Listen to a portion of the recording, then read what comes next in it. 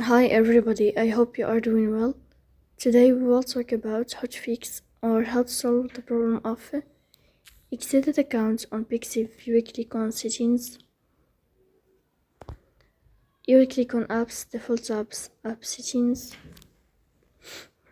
Here you will search about Pixiv app and you will click here.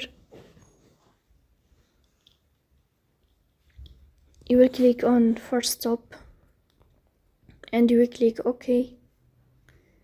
You will go here to storage. You will click on clear cache. You will turn on your airplane mode and you will turn off your airplane mode again to fix that problem. So please don't forget to support us by like and subscribe.